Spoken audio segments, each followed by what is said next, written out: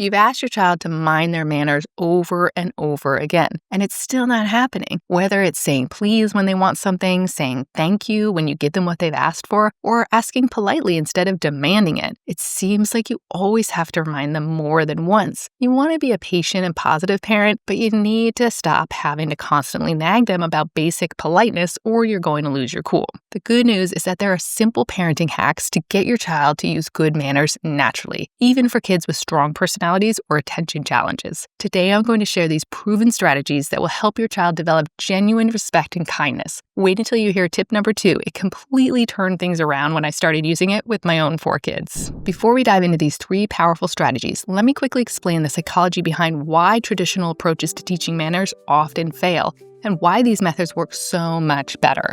More about the specific techniques in just a minute, but first you need to understand the difference between reinforcement and punishment. Here's what most parents don't realize. There's a huge difference between reinforcement and punishment, and mixing them up is mistake number 1 that actually makes bad manners worse.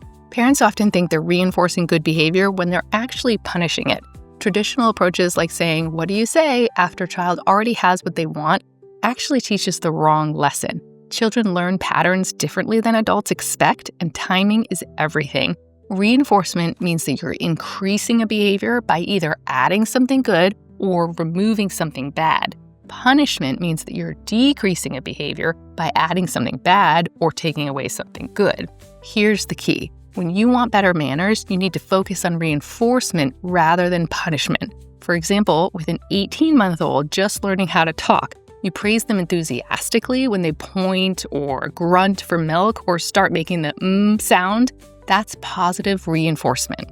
Hack number 1 works directly off this concept. New behaviors are hard to learn, so we can't always expect the full behavior to develop instantly. Instead, we need to work on baby steps towards that behavior. In psychology, this strategy is called shaping. So let's go back to that example of an 18-month-old learning how to talk.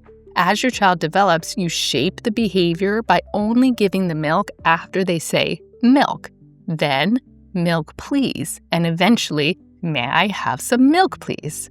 Each step gets reinforced until they're ready to move on to the next level. Let's look at an example of a 10-year-old learning to disagree respectfully with their parents.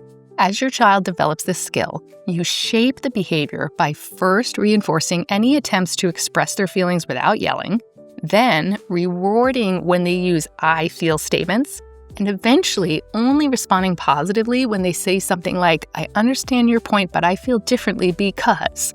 So each step gets reinforced until they're ready to move on to the next level. Then the child must exhibit that full behavior at the next level in order to receive praise.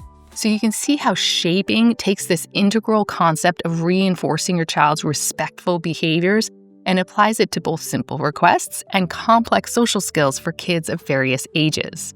Let's move on to hack number 2 that will change everything. Hack number 2 is called strategic withholding, and it's based on the psychology principle of shaping behavior through successive approximations. So most parents give the reward first, then ask for manners as an afterthought. Children learn that they can get what they want without being polite. Parents end up in constant battles trying to extract thank yous and pleases after the fact. So instead of handing your 3-year-old the snack and then saying, "What do you say?"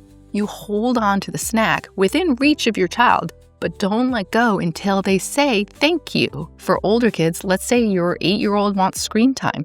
You pause at the tablet and give them an expectant look until they ask politely. With teenagers, you might hold the car keys and wait for a respectful request.